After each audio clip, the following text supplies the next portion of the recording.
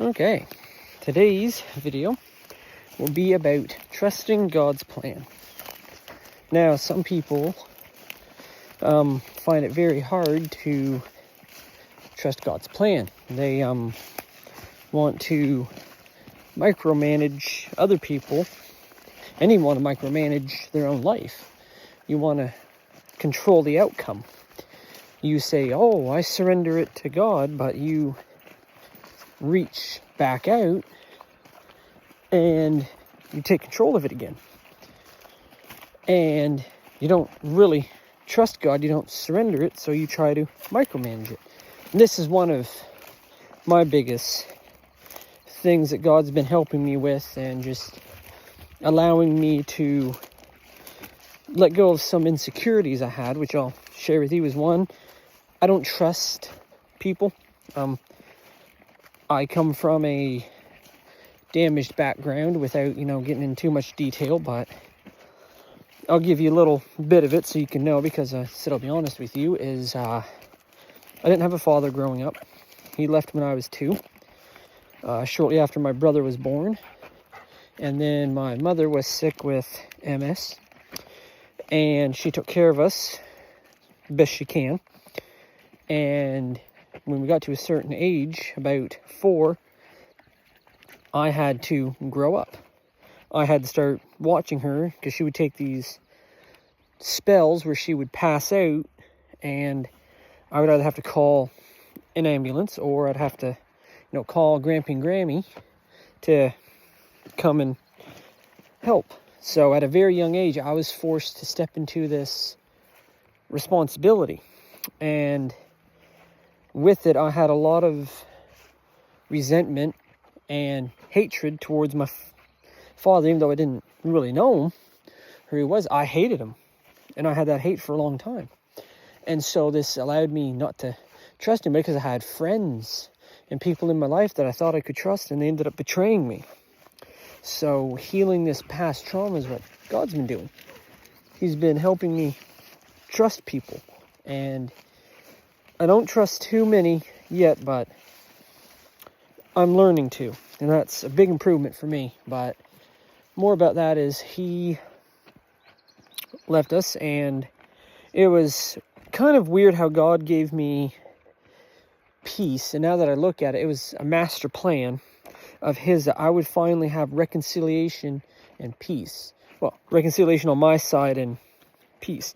A parent, I guess 2 or 3 years ago, I guess it's a year or 2 now, I don't know the exact date, but he died.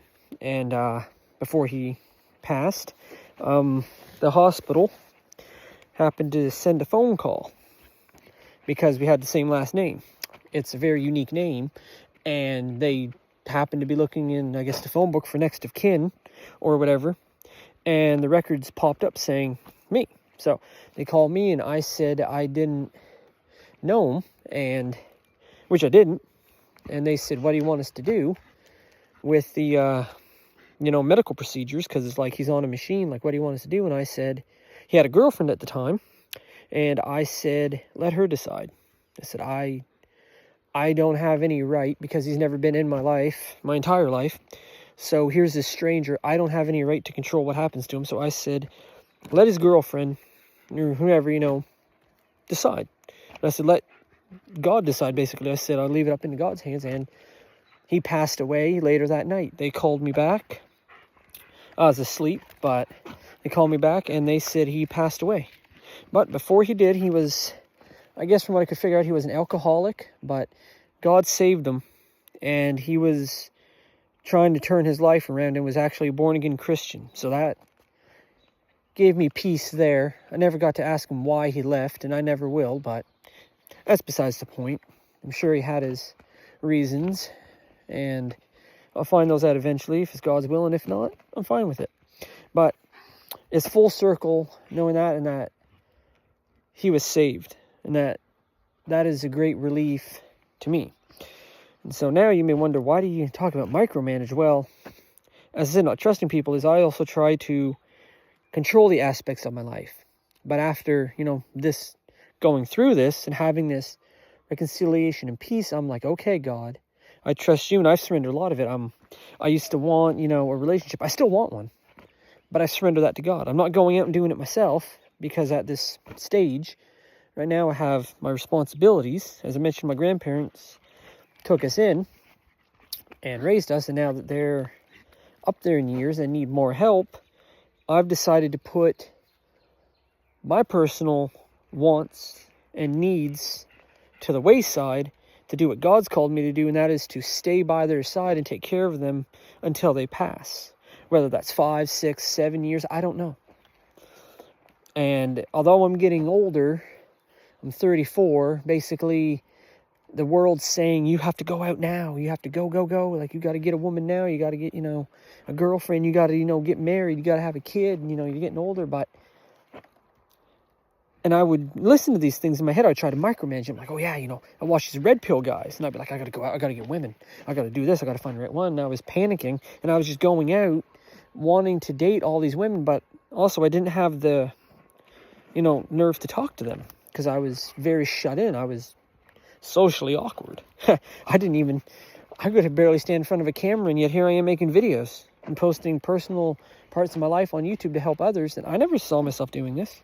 Just something that God's getting it, and God's got it into my head that I just don't really care. I'm just doing it because God wants me to do it, and I'm just going. So more about that as I'm getting off thought here is, if you truly think about it, the way it is I've surrendered that to God, and I've surrendered a lot to Him. I don't try to micromanage it. I'm like, hey, if it's God's, will, after my grandparents have passed, that I get a woman, great. If I get one before then, there'll be some balancing there and stuff, but I've left it in God's hands. And I'm not reaching out and snatching it out of God's hands saying, oh no, God, I trusted you with it, but nothing's happening right now. And the biggest thing is, it's healing, and you have to heal. You can't be in a relationship if you can't trust people, and you're like, I gotta manage all this. And if you're truly following God, you have to surrender to Him. And it's hard. It's scary. I admit, I turned the control of everything over to God. My finances, who I'm going to spend the rest of my life with. I literally took it all, and I went to my knees, and I held it up to God, and I said, Lord, this is yours. I'm fully surrendering, and I fully surrendered. I don't try to control any part of my life. I just do what I have to do every day, work my job, take care of my family, and just trust God for the rest of it, and that's all I do. I plan a little bit, but I make plans, and then I hold them up to God and say, this is what I want to achieve, but if you want to tweak it or change it any way, feel free to. So I thought I would be, an evangelist. And God said, no. He said, well, really not no. It's just I didn't feel a calling towards that. So He said, I got a better idea. YouTube. Now, I wasn't going to do any YouTube videos. I was absolutely terrified. I'm still awkward in front of the camera figuring it out and stuff. But a Christian brother of mine, he said, do it. He said, just go. He said, go in faith. He said, grab your nutsack and make a video. So I made my first one, and I've been doing it ever since.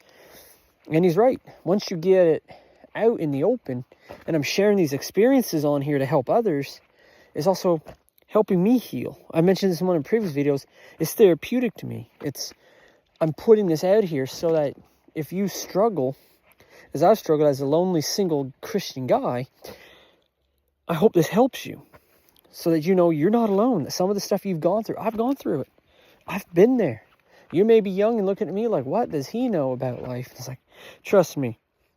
I know what it's like to have people walk out of your life. I know what it's like to not have a father or a mother. I know what it's like to have people you thought you could trust betray and sell you out for their own personal means and their own gains. I've been there. And yet, also I had so much resentment and hate towards these people in my heart. But since following God and letting Him change me, my hatred, resentment like I had for my father, for all these people that wronged me, is gone. I don't care. They don't even enter my mind. It's gone. It's the past. If somebody wrongs me, I forgive them and I move on. I forget it. God helps me forget. That doesn't mean I'm just going to let you, walk all over me. And no, I've learned, and God's helped me learn. But basically, when you surrender to God, the point of this video is, I'll be wrapping it up here, is don't micromanage. Okay, if you've given it to God and you've trusted God with it, don't take it back. Just let him have it. Trust him, and that's called going in faith, seeking him. That's what I'm doing. I'm working on building myself while seeking God. And when it comes to a relationship, I know God's got me. Like, God's got it. I'm not even thinking of it. I'm not dating right now because, like I said, I have a bunch of responsibilities and they come first.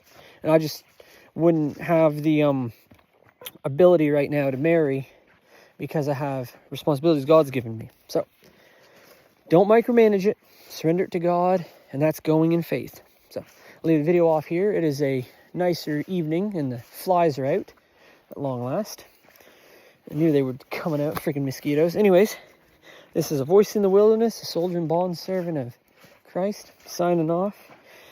Trust God and walk after him. And even when you can't see the clear path, trust him and walk.